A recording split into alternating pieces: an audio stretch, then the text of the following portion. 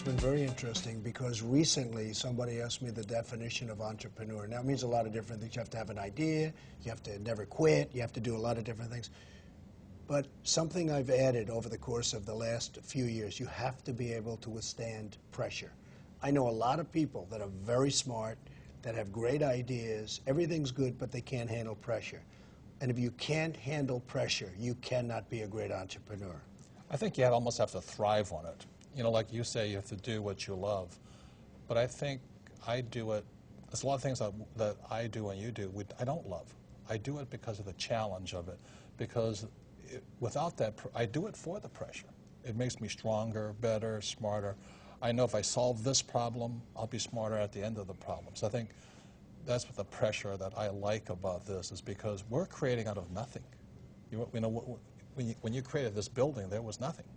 And you said, now there's going to be a building here. And you go, wow.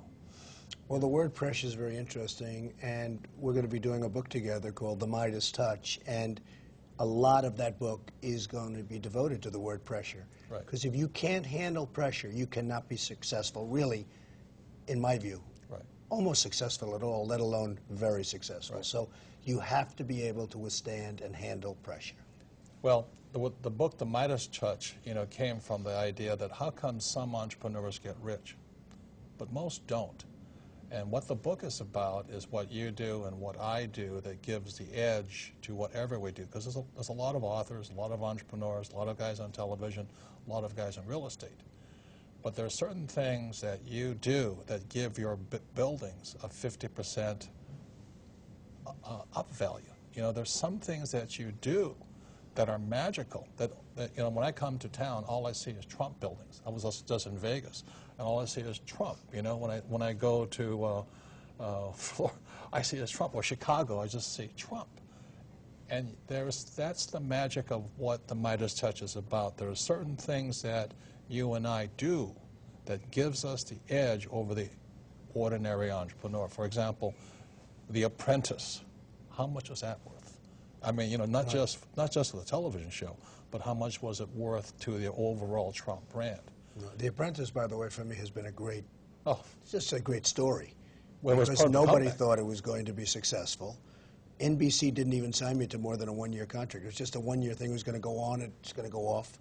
Like most shows, 97% of the shows that go on television fail. And The Apprentice was going to be, you know, a one-time shot. It was going to go on. It was going to get a couple of people. In the meantime, we've had 15 copies of The Apprentice. Many entrepreneurs, many great entrepreneurs copied it and failed. Right. And it's been a tremendous success, and now goes on again right after the Super Bowl. So that's been fun. It's fun when they tell you it can't make it. And that's what an entrepreneur does. I love it. It makes life much more exciting. But The Apprentice has been so much fun for me, and especially knowing that it wasn't going to make it, and then it becomes the #1 show on television. So it really has been a lot of fun. Right. And then, again, the Midas Touch goes back to you have a television show. I have my little public television shows. But when you write a book, it goes to a bestseller. When I write a book, it goes to a bestseller. That's the Midas Touch. And Robert, remember this. You wrote one of the biggest selling books of all time. Personal finance, right. Right. And who the hell knows who you are? Who knows you? Who knows this guy? But now they know him. And well, I think I helped you. You did, yes. You know, it was very interesting. Larry King is a great guy, and he wants me on his show all the time, only because I get ratings. If I didn't get ratings, forget it. And one day Robert's up in my office, and he hears me telling Larry, I will not do your show. And Larry is a very persistent guy. Please do it, because I get ratings. Please do it, please do it. And that was the end. I said, I'm not doing it. And then Robert said to me, I've never been able to get on Larry King. I've never, ever, with this huge book, he's never been able to get on.